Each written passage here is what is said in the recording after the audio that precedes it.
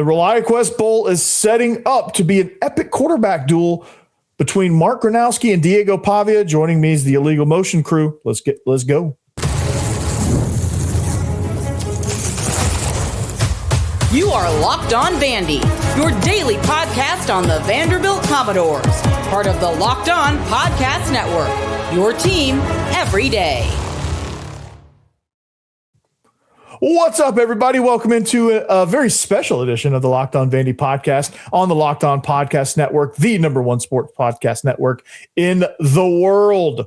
Joining alongside of me to talk about the ReliaQuest Bowl is the professor himself from right across the river, Matthew Perkins, and of course, making his return trip, the third amigo from the second city, a man who's a walking encyclopedia. It's Josh Cook, resident Iowa superfan. On today's show, we're going to give our predictions for the ReliaQuest Bowl. We're going to talk about some key players in this matchup on both sides because Perko is a season ticket holder at Vanderbilt. Used to be, used to do some Vanderbilt content work. He is now a full-on Badger with him in the Hebrew Hammer. So these are my resident Big Ten guys. So they're giving me the Big Ten side of all things. But we're gonna kick this thing off talking about Diego Pavia versus Mark Gronowski. But first, I'd be remiss if I didn't tell you that today's episode is brought to you by Game Time. Download the Game Time app, create an account, and use code LOCKEDONCollege for $20 off your first purchase. Josh, Diego Pavia, Mark Gronowski, 30,000-foot view. What do you think about this quarterback matchup? I think this is the best quarterback matchup of the entire bowl season.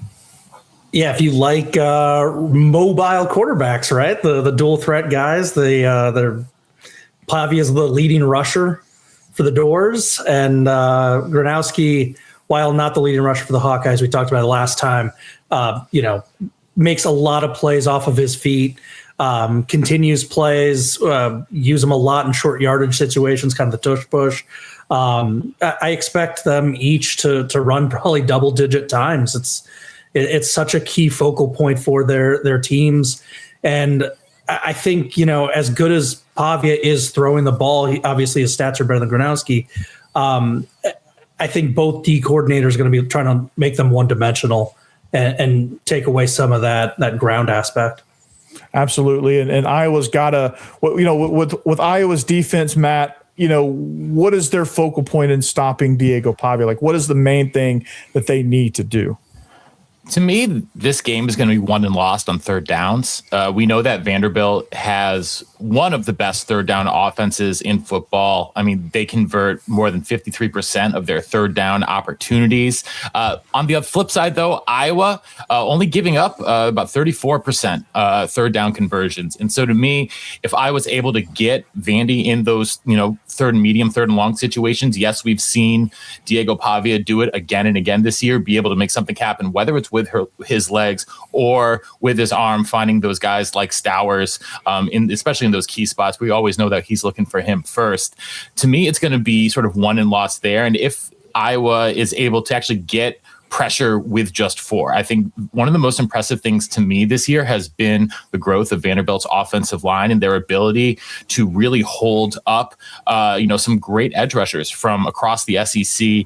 And, I love what they do with their quick and their strong sides, flipping their tackles and guards. And I think that is something that Iowa definitely has not seen yet. Vanderbilt is one of the few teams in the country that does that. None of the Big Ten teams do that. And so being able to adjust to that is going to be tricky for Iowa's defense. But if they are able to, get those guys in a situation where they can pin their ears back a little bit more, maybe put a little bit more pressure on Pavia, that's going to be sort of the big deciding factor to me on how, the outcome turns out here in the ReliaQuest Bowl. Well, Josh, man, it's got to be a relief for you guys over there in Iowa City that Eli Stowers is opting out of this bowl game. Yeah. So Diego Pavia is going to have to look elsewhere. And that guy's probably Trey Richardson, probably Junior Sherrill is going to be the beneficiary of that. The backs out of the backfield more, especially Cedric Alexander. And then Bryson Coleman is a name that I think he's going to try to make his way into replacing Eli Stowers next year. And this is going to be the perfect opportunity for him to get those reps. Now, for Vanderbilt's defense, Josh, what is the main thing they need to focus on when taking away what Gronowski does best? Like, how do they limit Iowa's offensive production? Because their offensive line is the star of the show. The Joe Moore Award winners. You have a Remington Award-winning center in Logan Jones. Like, how does Vanderbilt navigate that? Because that's a tough ask there. Yeah, so I think, when Iowa struggles offensively, there's a couple factors. First of all, while Iowa has definitely gotten better athletes in our passing game, the receiver core is not one of the more athletic ones in the country still. Area of emphasis for our recruiting going forward, portal hits going forward. But when Iowa really bogged down, it was basically teams getting coverage sacks and, locking down our receivers. Gronowski with nowhere to go. He would try and extend the play and it would just break down. And he took some dumb sacks this year also for a senior. Feels like he definitely is trying to look to continue the play rather than sometimes just cut his losses. So the coverage sacks, and then Iowa, we talked about last time, they have this wonderful running back in Kamari Moulton. I know people will look at his stats and be like, he doesn't even have 800 yards. He only has 4 touchdowns. But just the style that he ran with, he's a special kid.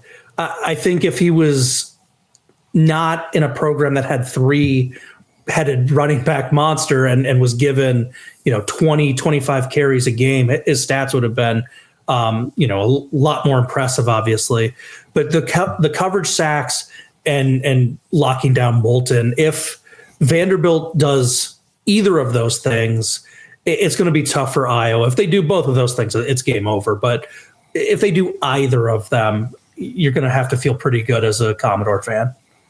Yeah, no doubt. And I think it's you have to look at it as, just being able to accomplish that. They're going to have to throw bodies at Gronowski and at Moulton. They're going to have to get creative in how they bring pressures. I saw Josh when I watched some of the bigger games, because I wanted to see how the Indianas, the Oregons, the USCs, the Nebraskas of the world, like how they attacked and were able to slow down. Nebraska probably not so much, but the other teams, yeah. I noticed a lot of like edge stuff. They were able to get some edge pressure in the play action game. Like what, talk about that a little bit. Yeah, I think Iowa's offensive line definitely better in run blocking. Pass protection still was, hit or miss. But again, some of it would be they're blocking fine. No one's open downfield. Gronowski rolls out. Gronowski stays behind the line of scrimmage, trying to look to pass, and gets hauled down from behind and is sacked that way. Mm-hmm. I think Gronowski, overly trusts his feet at times. And I think when there would be a good edge rush, rather than stepping up in the pocket, I honestly think he oftentimes rolled out and would then just get into the other edge rusher. Yeah. Whereas, if he wants to play at the next level, he's got to step up in the pocket, right? That's what, climb the pocket and then escape that way. Exactly.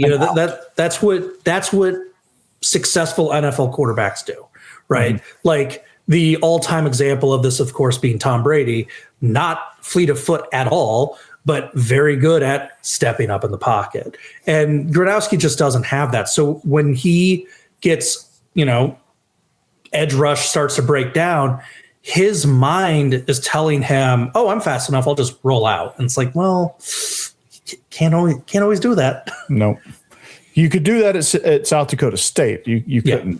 You can't do that in the Big Ten, and much less against the SEC. So, it's going to be an interesting deal here with the two quarterbacks. Obviously, Pavia is trying to make a statement for the NFL, and I don't know if Mark Gronowski has NFL dreams as well, but I'm sure he does. Probably that's why he came to Iowa. Yeah, I'm sure he's going to give it a shot and try to make that statement. So, I want to talk about some key players. I want to talk about who's going to be the difference maker on either side of the ball for Iowa, and the same for Vanderbilt. We're going to do that next. Guys, we're talking about game time, and you want to talk about getting tickets to games. I mean, it's frustrating. Have you guys had that experience with long queues, login issues, and prices jumping at checkout? Raise your hand if you've had that issue, right? And with Game Time, you don't have those issues. And Game Time gives the advantage back to fans. It's the easiest way to unlock amazing college football tickets and experiences in just a few taps. Because when you open the app, it's real easy. Everything's right there. Buying tickets, it just takes a few clicks and you're there. And Matt, what would you say if I told you, hey, look, you can buy tickets to the next Vanderbilt game, but you can see where your seat is. You can see the exact view of your seat in the app before you buy. What would you say to that? Well, see, Corey, you took the words right out of my mouth, because I'm about to say my favorite thing about Game Time is, in fact, that seat view. Because, while we've got season tickets for Vandy football, we don't have season tickets for Vandy basketball anymore. And so, but my wife and I love to go to Vandy basketball games and Vandy baseball games. What are we going to do? We go to Game Time. Be like, oh, what view do we want of the court today? Bang, bang, bang. Find it right there. No hidden prices. It's freaking awesome. Absolutely. And they have zone deals too, Matt. You pick the section, Game Time picks the seats, and you save even more. And man, you can get tickets as low as $25, and it makes it just easy to play on that trip. And like you said, everything is up front. So you see what you see is what you get as far as price goes. It's just stress-free. So take the guesswork out of buying college football tickets with Game Time. Download the Game Time app, create an account, and use code LOCKEDONCollege for $20 off your first purchase.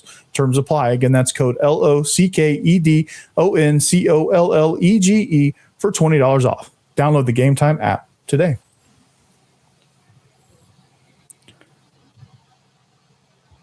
Thanks for making Locked On Vandy your first listen. If you want to be an everydayer, if you want to join the Everydayer Club, make sure you check this link out right here down below, lockedonpodcast.com/everydayer. Or if you want to go to a specific link, lockedonvandy.supercast.com to join. You get ad-free audio.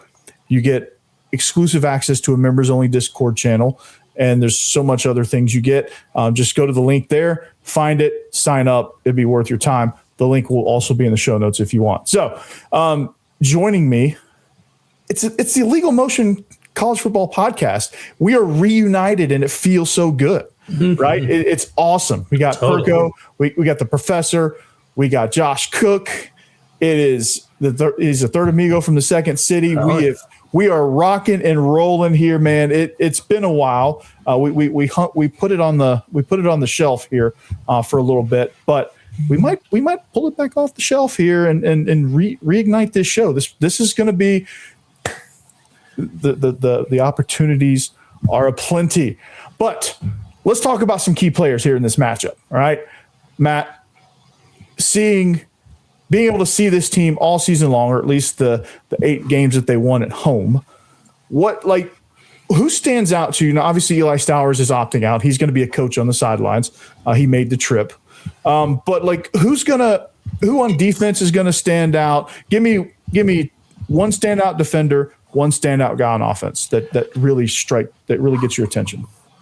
So from day one, for me, the first time I saw Richardson touch the ball this year, I had to immediately text you. I don't know if you remember this, Corey. I was like, who is this guy? Yeah. Because I had not heard of him. I hadn't, I'm not as locked into the day-to-day on the doors. I'm a game day guy when it comes to the doors. I wasn't as locked in on the transfer portal as you are. But I saw him touch the ball in that opening game and make about 4 dudes miss and take it to the house. And I was like, who on earth is he? And he's Trey Richardson. And he is absolute dynamite. I mean, definition of lightning in a bottle. And he's the kind of guy that you want to get in open space as much as you possibly can. With Stowers out, obviously him and Junior Sherrill, who has a knack for making big plays, those are the 2 guys to me that I'm obviously going to be really keeping an eye out on. I think on the defensive side of the ball, this has been, a much more of a group effort, if you will. Obviously, I think Fontaine is the guy that I typically look to sort of be the leader. And as he goes, he can I'll sort of take the defense along with him. He makes a lot of big plays from that sort of safety hybrid position that he plays, because you do see him in the box a lot. And he's a guy that I think can match up against a lot of the weapons that Iowa does pose on offense. So I'm going to be curious as to how they use Fontaine here in this one on the defensive side of the ball. Absolutely. Josh, I butchered y'all's tight end's name, DJ V.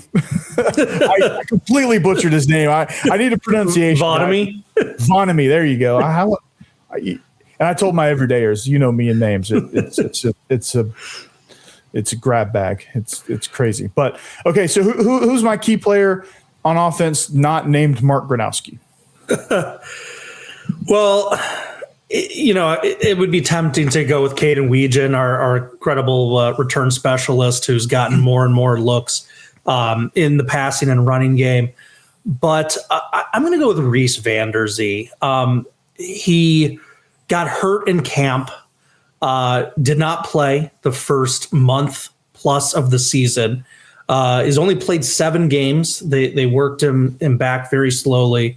But the last 2 games, he was pretty much full speed, full go.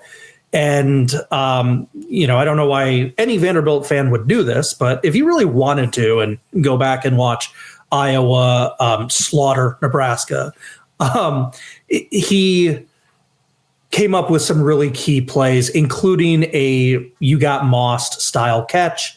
I think he's Iowa's biggest threat from wide receiver. I think he is just pure athleticism, able to jump, catch a lot of jump balls with that.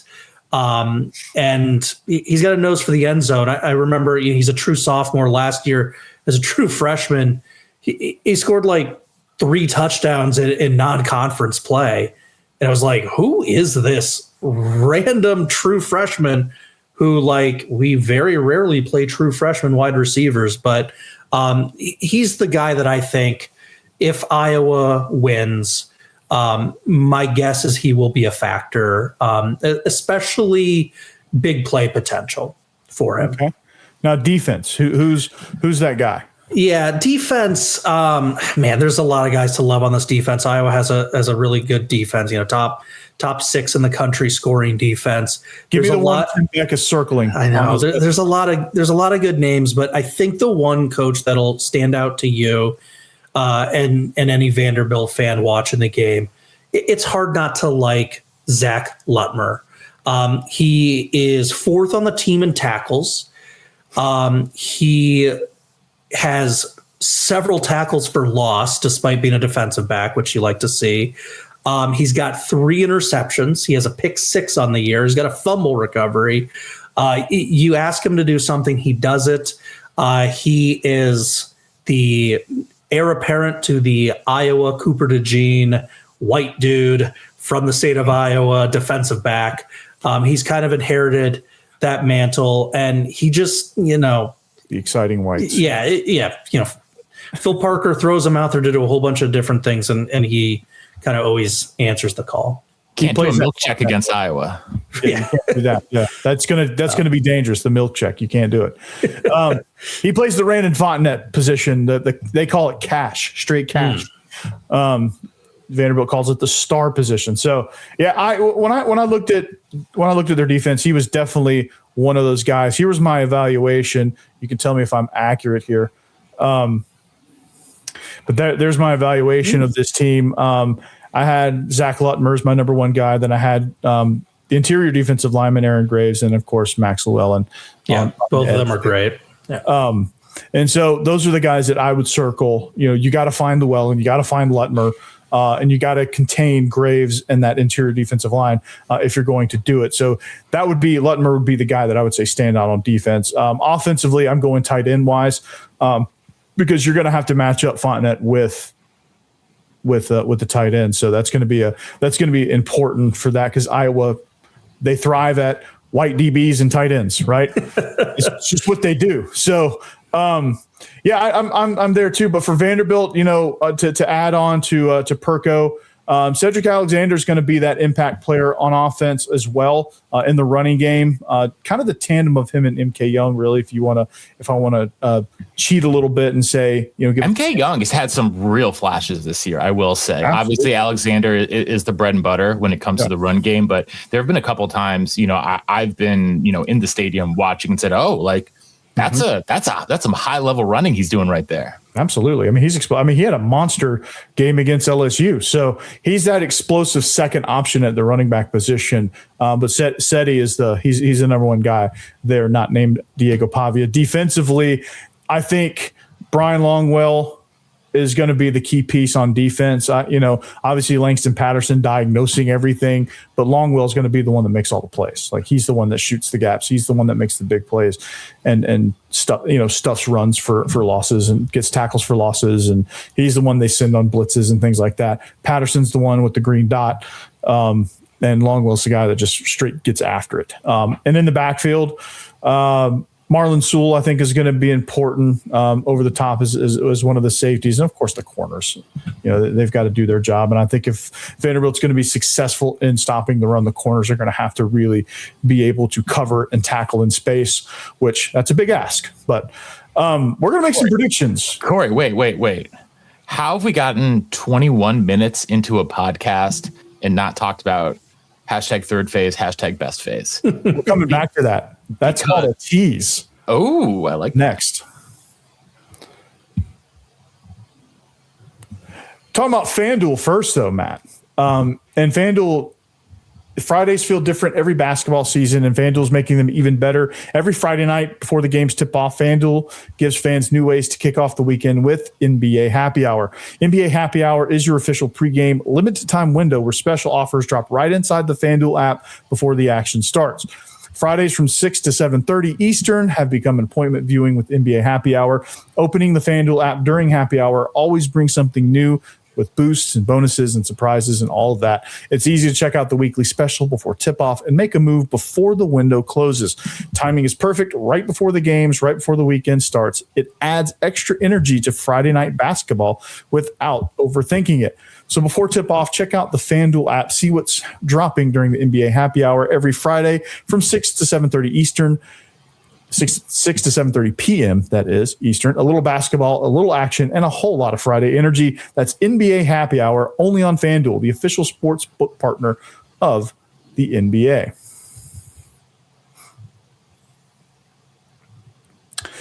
All right, wrap it up here. Locked On Vandy. Thanks for making Locked On Vandy your first listen. If you want to follow along at Locked On Vandy on social media at _Perko_. And Josh, can we find you at all? Or are you just the hidden gem out there?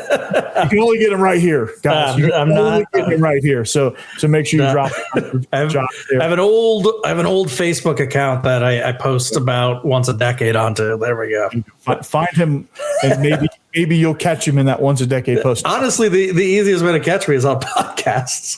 There you go. He's going to be a serial guest. So. Thanks for making Locked On number one. It's because of you guys. That's why we are number one. So as Mr. Perko, as the professor himself, teased going into this most recent break, we have to talk about special teams because you cannot talk about Vanderbilt versus Iowa, especially without special teams. Because you have two dynamic punt returners, especially on the Iowa Hawkeye side. You have Vanderbilt who likes to block punts. That's a factor. And then, of course, the rocket launcher himself, Brock Taylor, kicking bombs for the Commodores. So what stands out, Josh? Obviously Wetjen, right?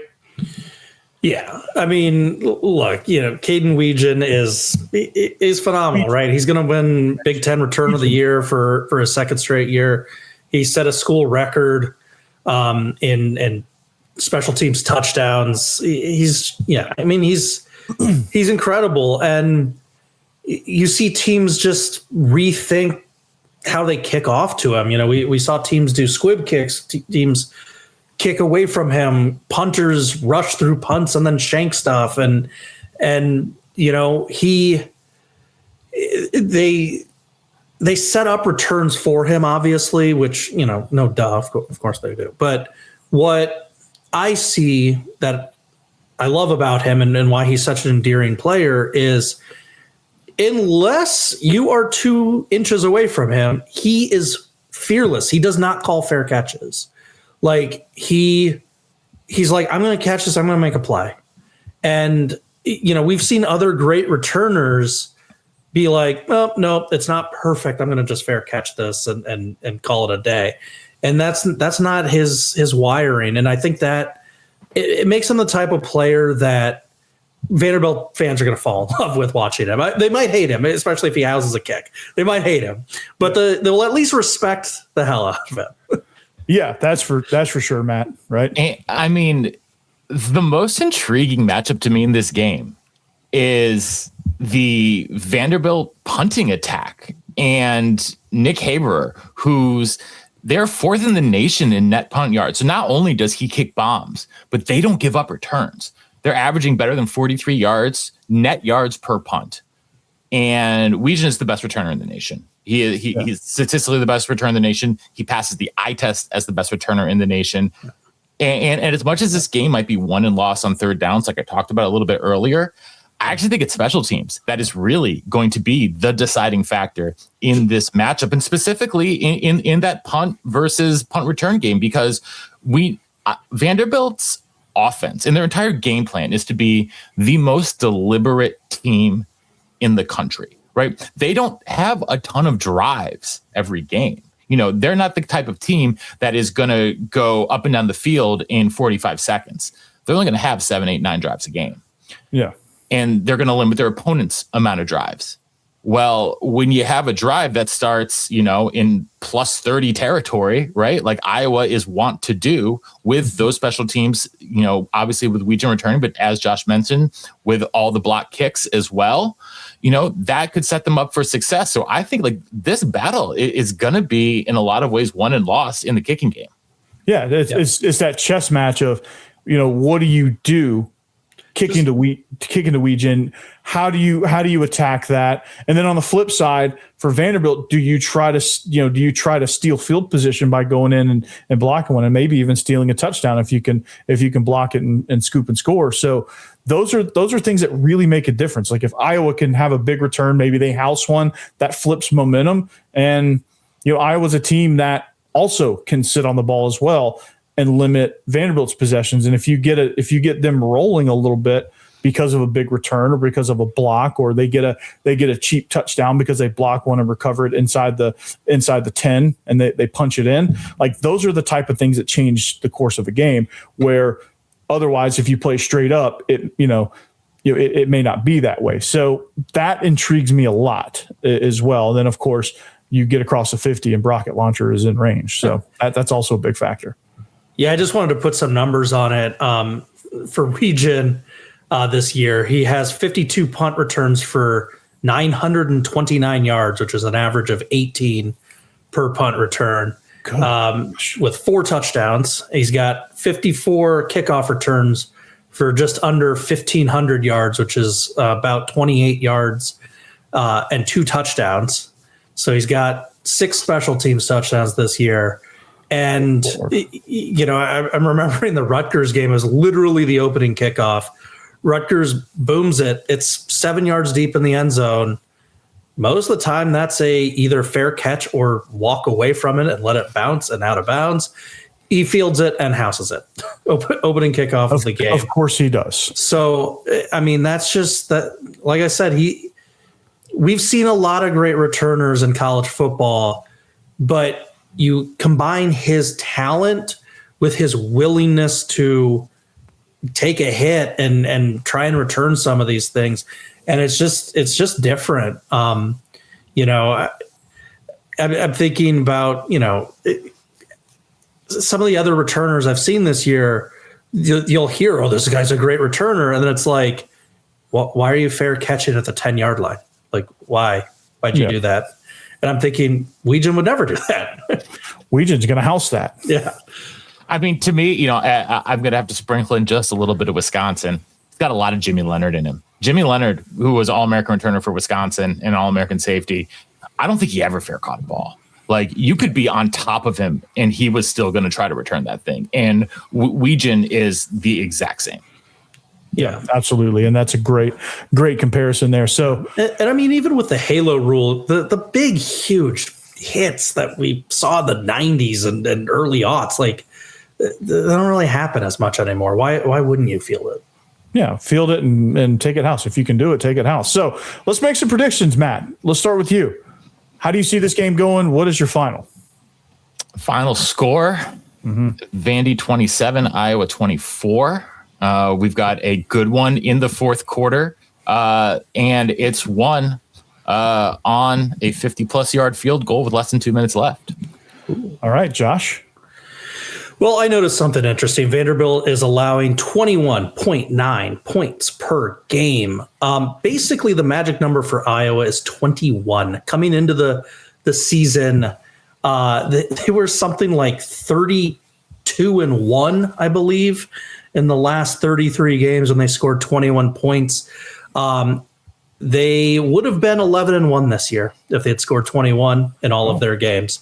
Only USC, which deserves a little bit of an asterisk, no offense, Trojans, but we had two of our offensive lineman starters not play the second half because they got banged up. We were looking pretty good in the first half. We were up 21. Well, we scored first half, not gonna lie. We scored 21 points in the first half. So if Iowa can hit that 22-point mark, does our defense hold? And I think yes. I mean, they held the Heisman Trophy winner to 20. They held a pretty good Oregon offense to 18. So I'm gonna be a homer. I'm gonna be a homer on your show, Coach. Homer. I'm gonna go with averages. Iowa scores 22. We give up 15. 22 to 15. Weird score. Right. It's a very bizarre score in football. It's like a Chris Berman early 90s score from nobody circles the wagons like the Buffalo Bills. No, I think it's going to be one of those games where it's tight all the way and like late in the fourth quarter. I think Vanderbilt's going to push ahead with that touchdown, and it's going to be like 26 to, or it's going to be 27 to 20 or 27-21, like somewhere in that range where, you know, you're right there neck and neck, and then Vanderbilt just punches one in there with like 3 minutes to go and defense makes a hold, and you're going to get like a 27-21 type game where Diego Pavia just pulls something out of nowhere and makes a play because that's just what he does. So the one other thing I will quickly say, we're going to have a pitcher's duel. This game's going to be over in like 2 hours, 45 minutes. This game is going to go so fast. You blink and it's over. You blink. I'll tell you the biggest number maybe in the game, and that is the little number next to Vanderbilt's name. Despite Iowa's defense and everything, they're like 0-13 or 0-14 or something ridiculous against ranked opponents the last couple of seasons. Iowa's a good team. We are not a great team. And you know, I made the homer pick, but I will also say I'm an Iowa realist fan. I'm prepared to lose the game. All right. Well, on that note, thank you for tuning in to the Locked On Vandy podcast. We're gonna wrap up this bowl talk on our next episode.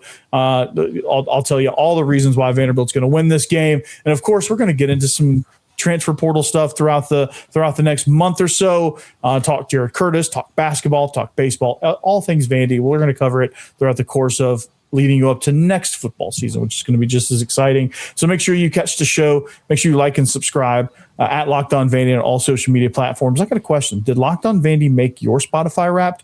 Prove it on social media to secure a free month of our brand new Everydayer Club. Just tag our National Locked On Podcast Network account on any social platform, and we'll drop you a code. Be the first to join the Everydayer Club to get your favorite show ad-free and exclusive access to the members-only Discord channel. For those of you on video, we send you to the first ever 24/7 National Locked On Podcast Network YouTube channel. On audio, make sure you make your second listen Locked On SEC. And until next time, anchor down.